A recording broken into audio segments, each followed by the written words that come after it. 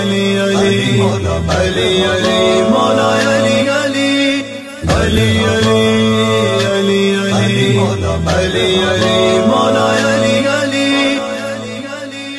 علی علی علی علی علی مولا علی علی علی علی علی علی علی علی مولا علی علی علی علی علی علی علی علی مولا علی علی.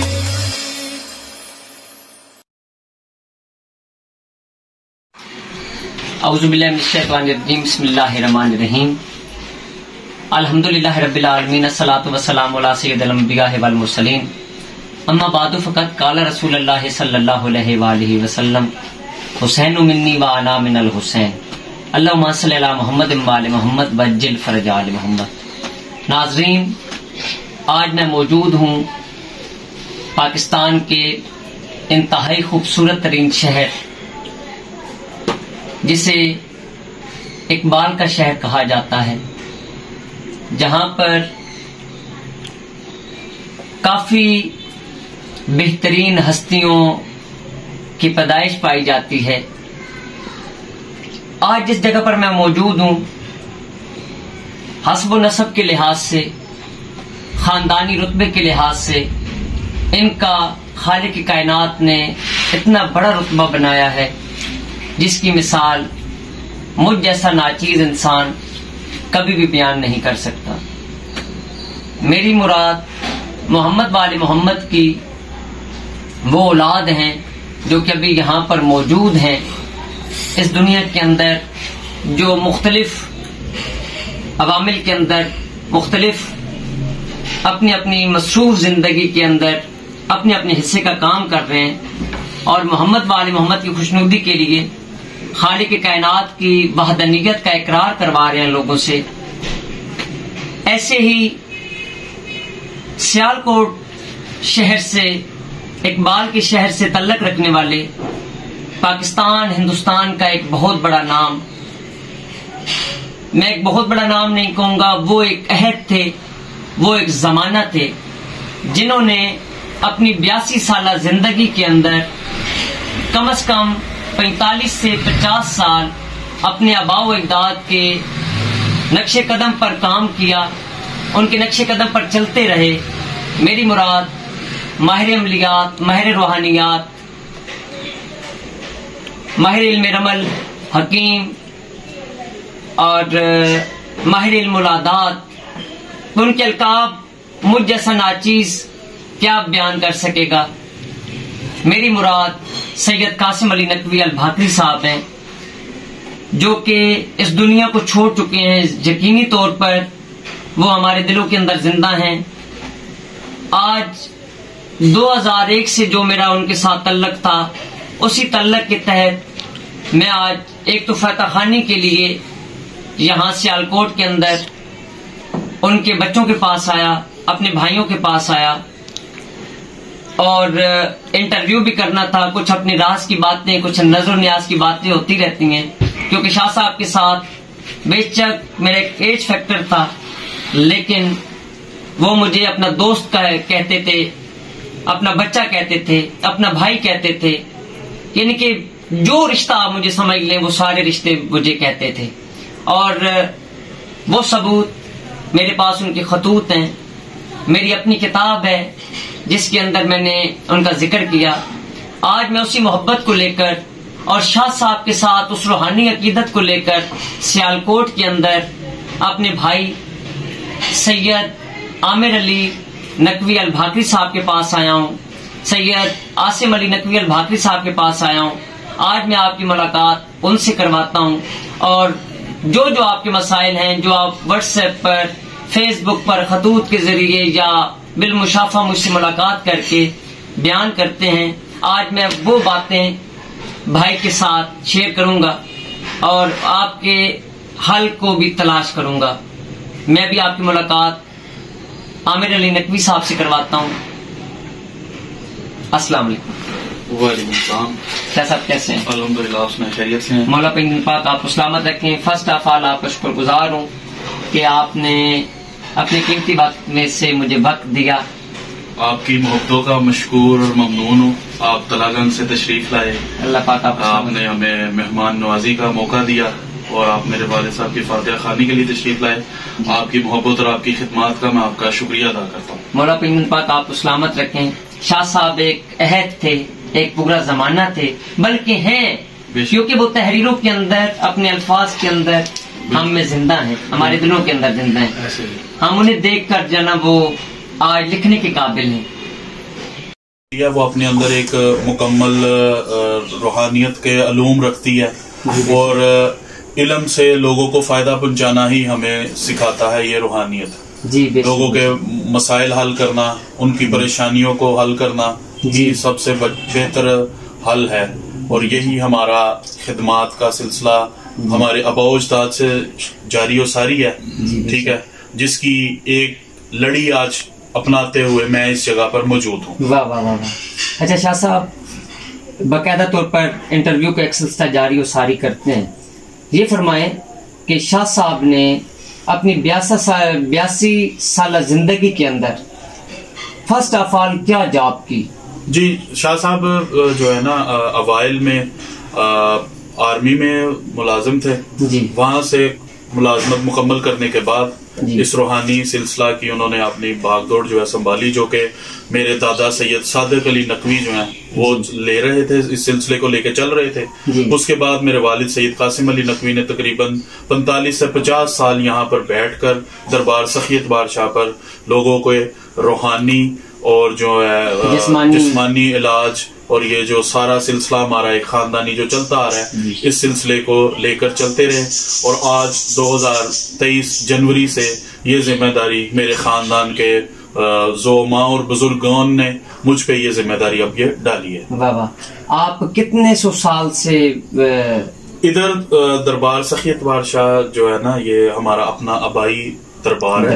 ہمارے بزرگان, ہماری 7 نسلیں یہاں پر دفن ہے. 7ویں نسل جو ہے وہ میں یہاں پر بیٹھا ہوں. اور تقریباً 200-250 سال سے ہمارا خاندان یہیں پہ ہے. سیالکوٹ شہر میں یہ ایک معروف جگہ ہے. یہ گلی, یہ بازار سخی اتبار شاہ کے نام سے مشہور ہے. تاریخ سیالکوٹ میں ہمارے خاندان کا ایک باب ہے جس میں ہمارے خاندان کا تعارف, ہمارے فیوز و برکات, ہمارے آباء و اجداد, ہمارے بزرگ سید سخی اتبار شاہ صاحب جو تھے, اور پھر ہمارے جد امجد سید حیدر علی شاہ صاحب, میرے دادا سید صادق علی شاہ صاحب, ان سب کی کرامات جو ہیں وہ اس میں درج ہیں. اور یہ پورا علاقہ جو ہے وہ اس بات سے بخوبی آگاہ ہے کہ یہ ایک دروازہ ایسا ہے کہ جہاں سے لوگوں کے مسائل کا خوشنودی خدا کے لیے ایک احسن انداز میں حل کیا جاتا ہے. واہ واہ واہ واہ. اچھا شاہ صاحب یہ فرمائیں کہ شاہ صاحب کی وجہ وفات کیا بنا؟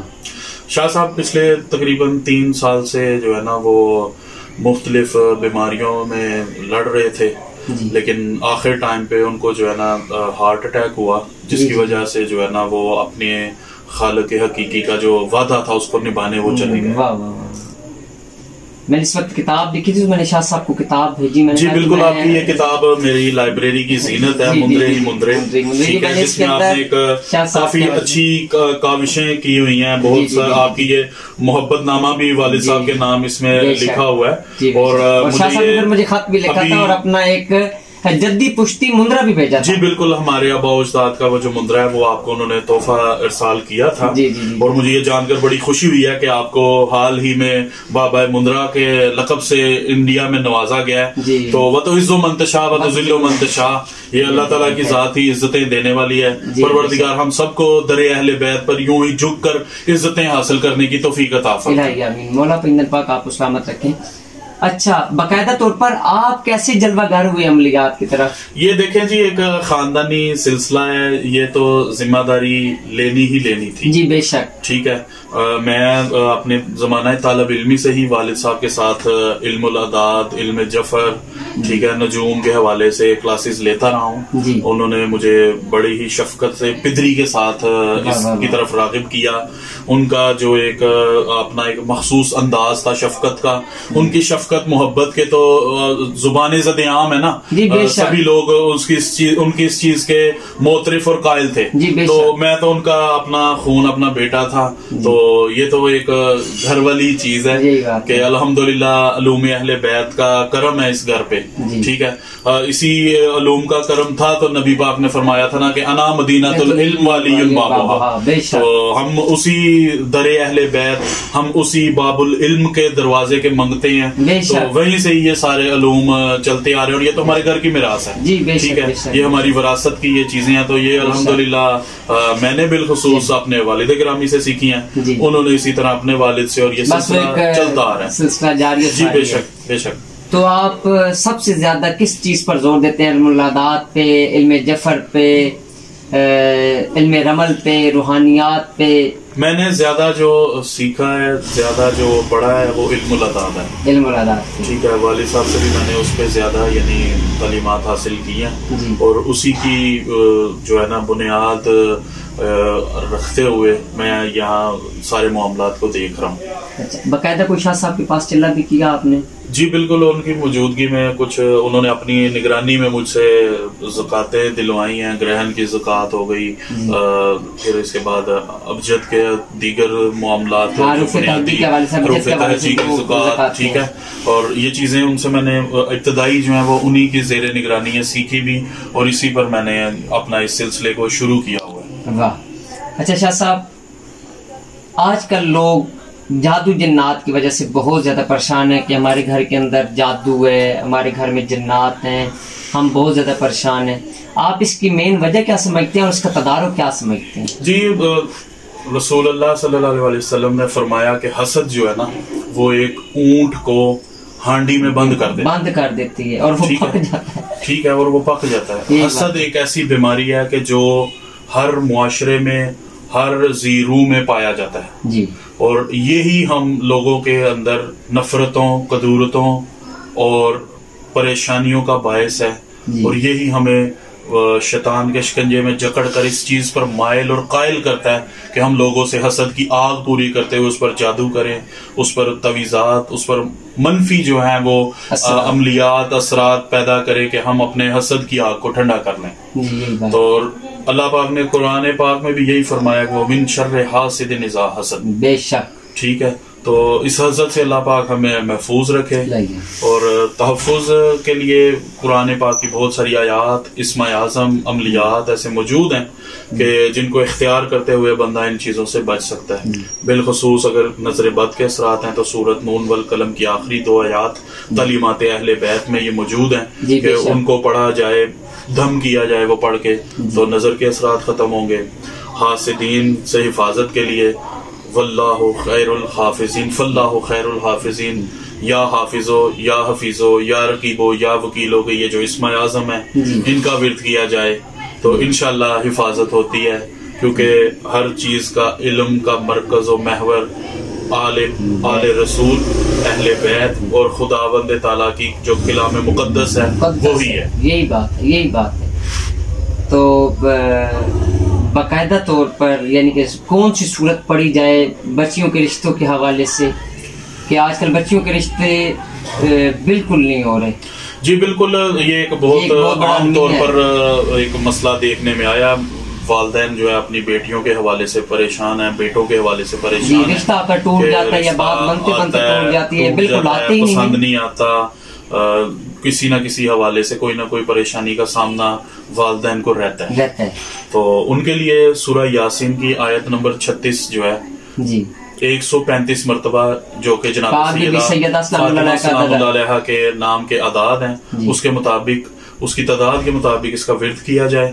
سفید مسلح پر، سفید کپڑے پر 2 نفل حاجت کے جناب سیدہ سلام اللہ علیہا کی بارگاہ میں ہدیہ کرتے ہوئے یہ عمل کیا جائے.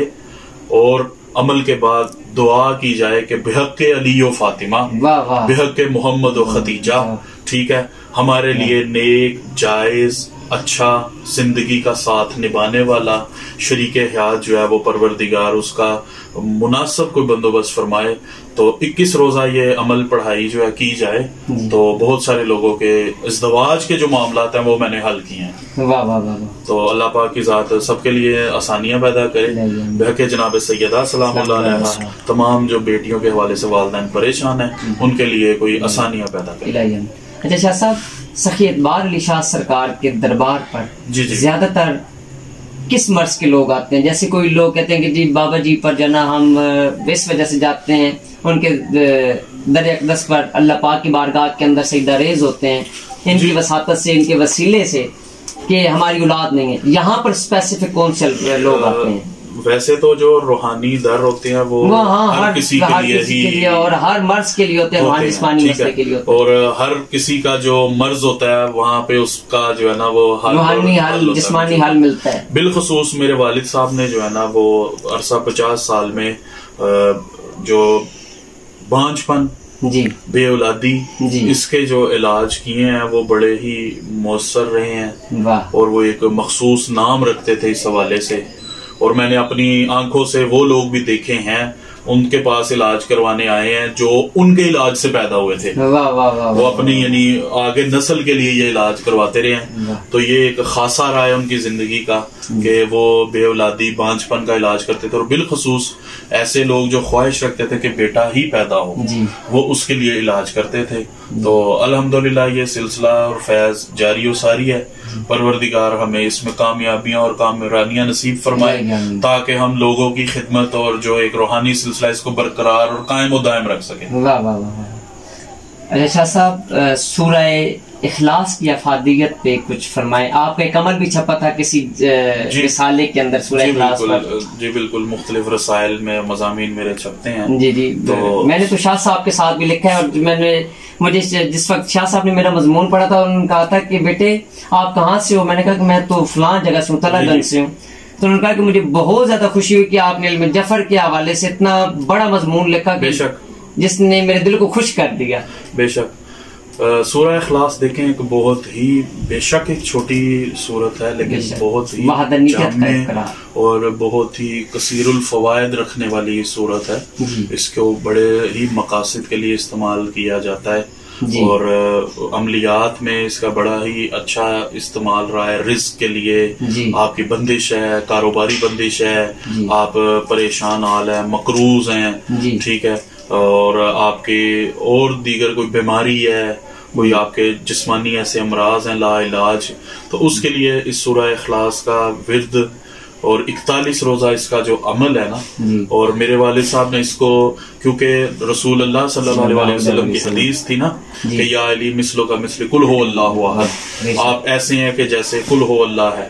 تو میرے والد صاحب نے اس کی تعلیم جو دی ہے نا وہ 110 مرتبہ تلاوت کرنے کی. مولا علی علیہ السلام کے عدد کے ساتھ اس کی تلاوت کریں، آپ اپنے مقصد کی دعا مانگیں، انشاءاللہ بحق مولا علی مشکل کشا آپ کی مشکلات بھی آسان ہوں گی، بحق مولا علی مرتضی آپ کی پریشانیاں بھی حل ہوں گی. اور یہ ایک میں اپنا خاندانی عمل سمجھتے ہوئے میں آپ کے ابصار حیدر ٹی وی کے بساطت سے جو ہے نا میں لوگوں کو یہ کہتا ہوں کہ اس کا آپ 110 مرتبہ ورد کریں، آپ کے انشاءاللہ جمیع جو پریشانیاں، مشکلات، بندشیں، معاملات ہیں وہ اس صورت کی برکت سے حل ہوں گے. جی بے شک. ناظرین جہاں پر ایک بات آپ کے ساتھ کلیئر کرتا جاؤں کہ یہ مولا کا فرمان ہے رسالت مآب صلی اللہ علیہ وسلم کا کہ اے علی تو جیسا کوئی نہیں ہے، علی تیرا ثانی نہیں ہے. مولا علی علیہ السلام نے خالق کائنات کو سجدہ کر کے یہ تمام عالمین کے لیے بات واضح کر دی کہ میں اس خالق کے لم یزل کو وحدہ لا شریک کو سجدہ کرتا ہوں جو لائق کے سجدہ ہے. رسالت مآب صلی اللہ علیہ وسلم کے منہ سے نکلی ہوئی ہر بات حرف آخر ہے کیونکہ وہ خاتم النبیین ہے اور رسالت و امامت کا منبع ہیں.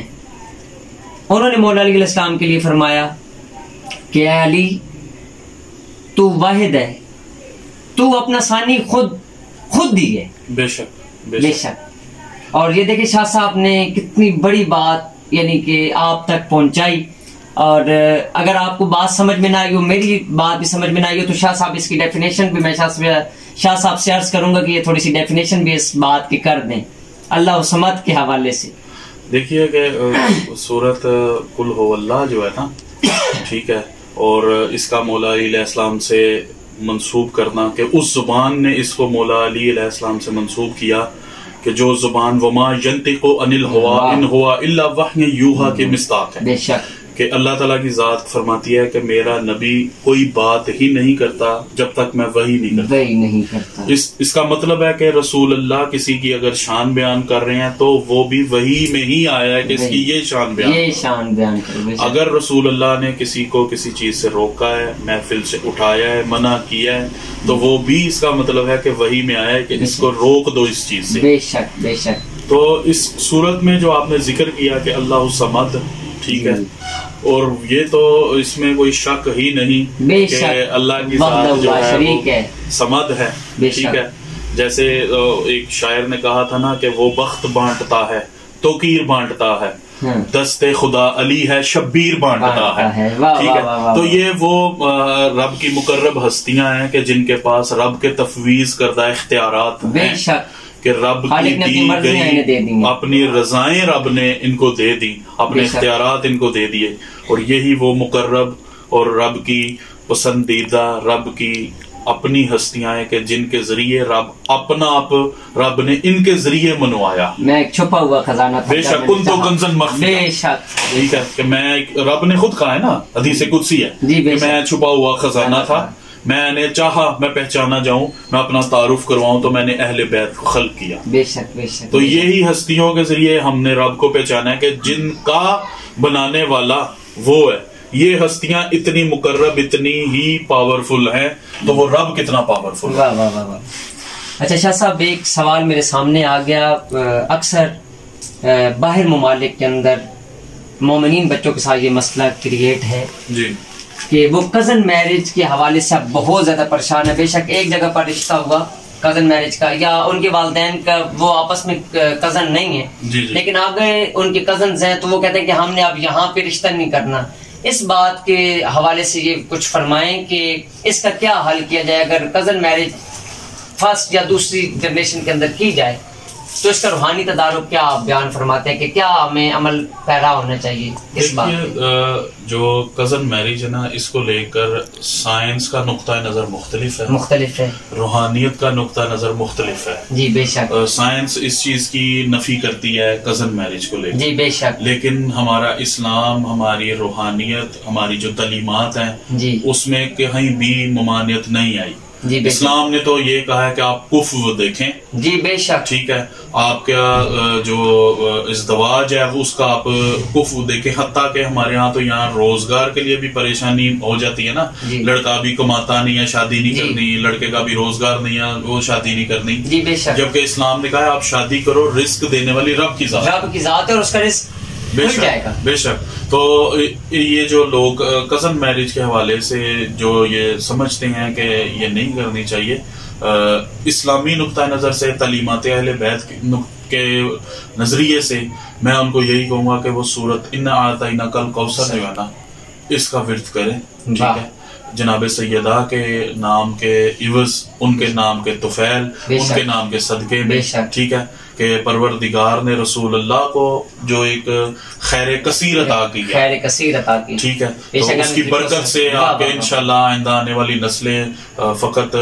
مکمل حفاظت کے ساتھ نہیں دنیا میں تشریف لائیں گے، انشاءاللہ تعلیمات اہل بیت پر راغب دنیا میں تشریف لائیں گے انشاءاللہ۔ دوستو، شاہ صاحب نے ایک بہت بڑا مسئلہ حل کر دیا، اور آپ جو مسلمان ہیں، مومنین کرام ہیں، آپ اس وجہ سے نہ ڈریں کہ کزن میرج کے اندر وہ ہماری کزنیں تو ہماری بہنیں ہیں اور یہ چیزیں دیکھیں، اسلام نے اگر اس میں ناجائز ہوتا یا حرام ہوتا کزن کے ساتھ شادی کرنا تو اسلام کبھی بھی اجازت نہ دیتا۔ تو آپ اس نقطہ نظر کو تھوڑا سا دیکھیں اور اسلام کے نقطہ نظر کو دیکھیں۔ سائنس بھی بے شک اپنی تحقیقات ہیں اور سائنس بھی اسلام سے نکلی ہے نا، تو اس طرف تھوڑا سا یہ توجہ کریں۔ شاہ صاحب نے ماشاءاللہ بہت اچھی بات کی ہے۔ شاہ صاحب، رزق کی بندش کے حوالے سے کوئی اسماء الحسنہ میں سے کوئی ناظرین کو بتائیں کہ کیا پڑھنا چاہیے انہیں؟ ایسے لوگ جو سمجھتے ہیں نا کہ ان کے رزق کسی بندش کا شکار ہے، اولاً تو یہ ہے کہ جیسے مولا علی علیہ السلام کا فرمان ہے کہ سورج جب طلوع ہوتا ہے اس وقت جو بندہ سو جاتا ہے اس کا رزق کھو جاتا ہے. ٹھیک ہے, کوشش کریں کہ فجر کی نماز پڑھنے کے بعد طلوع آفتاب تک آپ سوئیں نہیں جی, اور اس وقت آپ اپنا رزق رب کی بارگاہ سے مانگیں. اگر پھر بھی آپ سمجھتے ہیں کہ آپ کو کسی روحانی امداد کی ضرورت ہے, کسی اسم اعظم کی ورد کی ضرورت ہے, 3 اسم اعظم ہیں, یا اللہ ہو, یا فتاح ہو, یا رزاق ہو. 896 دفعہ اول و آخر 11 دفعہ دروشی پڑھیں. ٹھیک ہے, اور ان 3 اسم اعظم کا ورد کریں جی 896 دفعہ جی. تو انشاءاللہ ہر طرح کی رزق کی بندش, پریشانیاں, مشکلات دور ہو جائیں گی, بشرطے کہ آپ کی رزق کے لیے کاوش, رزق کے لیے کوشش رزق حلال کے لیے ہو. ٹھیک ہے, جائز طریقہ سے ہو, اور جو اسلام کے بتائے ہوئے رزق کمانے کے طریقے ہیں ان کے ذریعے ہو, تو انشاءاللہ آپ کے رزق میں خیر بھی ہوگی, رزق میں برکت بھی ہوگی. واہ واہ واہ. ناظرین, آج کا انٹرویو آپ کو کیسا لگا؟ مولا پنجتن پاک آپ کو سلامت رکھیں. اپنے فیڈ بیک کے ساتھ ہمیں اپنے یہ بتائیے گا کہ آپ کے تاثرات کیا تھے, آپ کو یہ انٹرویو کیسا لگا. شاہ صاحب کے ساتھ تھوڑی سی شاہ صاحب کو زحمت اور دوں گا آپ کے چند سوالات کے حوالے سے, تاکہ ایک انٹرویو جامع طریقے سے آپ تک پہنچے. اور شاہ صاحب, فیروزہ اور تحقیق کی افادیت پہ لوگ کہتے ہیں کہ جی یہ نہ پہنے.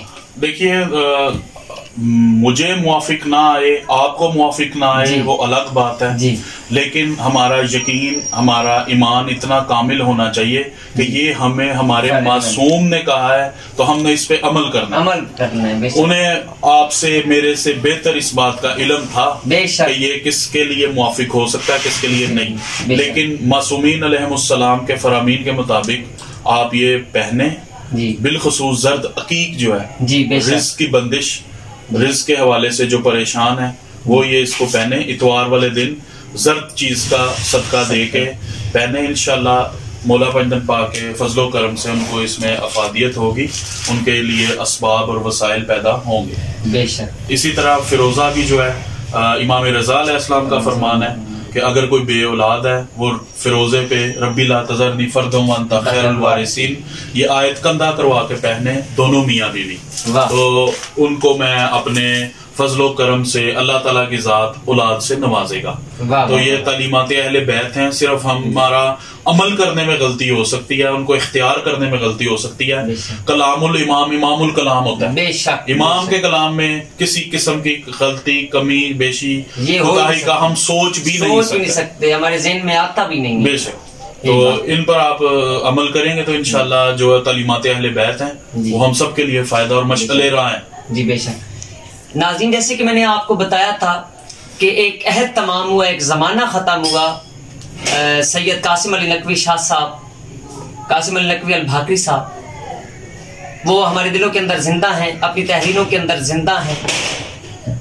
میں شاہ صاحب سے گزارش کروں گا کہ شاہ صاحب کی کون کون سی کتب تھیں جو کہ باقاعدہ طور پر منظر عام پر آئیں, ان کی کچھ حوالہ جات اور کچھ نام ہمیں بتائیں. جی, ان کی جو منظر عام پر کتب آئی ہیں ان میں سب سے پہلے شان اہل بیت اور علم العداد. شان اہل بیت اور علم العداد, وہ ایک اپنے انداز میں, اپنے لحاظ میں ایک بہت ہی منفرد اور اچھوتی کتاب تھی. واہ.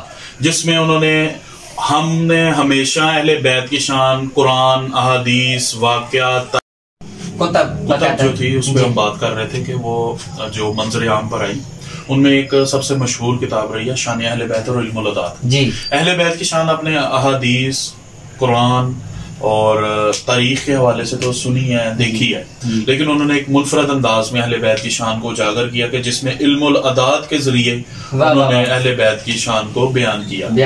وہ کتاب قارئین نے بہت پسند کی. اثار و افکار اکادمی پاکستان کی طرف سے اس کو خصوصی انعام دیا گیا. پھر اس کے بعد ان کی کتاب قرآن زندہ معجزہ تھی کہ قرآن ایک زندہ معجزہ ہے. 1400 سال سے یہ زندہ معجزہ ہے, یہ زندہ معجزہ تھا اور زندہ معجزہ رہے گا. ٹھیک ہے. اور قرآن کا زندہ معجزہ ہونا فقط ہم نے ثابت نہیں کیا, اہل بیت نے ہمیشہ سے ہی ثابت کیا, چاہے وہ شام کا بازار تھا, چاہے وہ یزید کا دربار تھا, تو اہل بیت نے ہی یہ ثابت کیا کہ قرآن اور زیر خنجر بھی یہ بتایا. بے شک, بے شک. اور اس کے بعد ایک ان کا چھوٹا سا کتابچہ تھا منت و معجزات چہاردہ معصومین کے حوالے سے، ٹھیک ہے، منت و معجزات چہاردہ معصومین کے حوالے سے تھی کہ جس میں انہوں نے چہاردہ معصومین کے معجزے جو ہیں وہ ان کو لکھا. اور چوتھی کتاب ان کی جو ہے وہ قانون صدقہ، جس میں انہوں نے صدقہ دینے کے جو اسلامی اور جو شرعی طریقے ہیں معاملات ہیں ان پر انہوں نے اس میں بہت اچھی معلومات دی کہ ہم لوگ اکثر صدقہ تو دیتے ہیں لیکن ہم کہتے ہیں مشکل نہیں ٹلی. صدقہ دینے کی نیت، صدقہ دینے کا وقت، طریقہ، اس حوالے سے انہوں نے وہ اس کتاب کو لکھا تھا. اچھا یہ فرمائیں کہ شاہ صاحب نے کوئی کتاب ایسی بھی لکھی ہوئی تھی جو وہ لکھ رہے ہیں اور ان کی بالکل جو یہ علوم جفر پہ تھی، ان کی ایک بہت جامع کتاب تھی جس کا مصداقی بھی بڑا ہے ہمارے پاس، قاموس العلوم الجفر. اچھا، علم جفر کے حوالے سے وہ ایک بہت ضخیم کتاب لکھ رہے تھے کہ جو ان کو زندگی نے مہلت نہیں دی اس کو مکمل کر سکے. تو انشاءاللہ اگر حالات نے مناسب اجازت دی تو اس کو ہم جہاں تک وہ ہے یہاں پر لانے کی کوشش کریں گے انشاءاللہ. ماشاءاللہ. مولا پاک پاک آپ کو سلامت رکھیں. ناظرین کو آپ کون سا کوئی اچھی بات بتائیں گے کہ تاکہ یہ اپنی زندگی کو چینج کر سکیں؟ جی اچھی بات تو یہی ہے آج کل کے دور میں کہ جو معصوم سا سوال جیسے ہوتا ہے ایک اچھی بات، پراشوب دور میں اپنی اولاد کی تربیت، اپنے گھر کے حقوق و فرائض پر غور رکھیں. بالخصوص جو بیرون ملک لوگ ہیں، بیرون ملک مقیم سادات ہیں، اپنے بچوں کی تربیت کے حوالے سے، اپنے زوجیت کے معاملات، اپنے گھریلو حقوق اور فرائض ان پر جو ہے وہ خصوصی توجہ دیں تاکہ جو آنے والی نسلیں ہیں وہ بے راہ روی کا شکار نہ ہوں. بے شک. اور وہ ان کو تعلیمات اہل بیت ان کے حوالے سے ضرور آگاہی دیں کہ ہم سادات اور ہم جو لوگ ہیں وہ اپنی اصل کو نہ چھوڑیں. ماشاءاللہ. ناظرین آپ کو انٹرویو کیسا لگا اپنی دعاؤں میں یاد رکھیے گا، کمنٹس باکس کے اندر ہمیں بتائیے گا. میں شاہ صاحب سے اجازت لیتا ہوں. اپنی دعاؤں کے اندر یاد رکھیے گا شاہ صاحب کے ساتھ تحفہ یار اسلام جی کی مدد. کتاب مندرے ہی مندرے خریدنے کے لیے رابطہ کریں. اس کتاب کی قیمت 2350 روپے ہے جو آپ کو بذریعہ ڈاک پہنچا دی جائے گی. دیے گئے نمبر پر رابطہ کریں.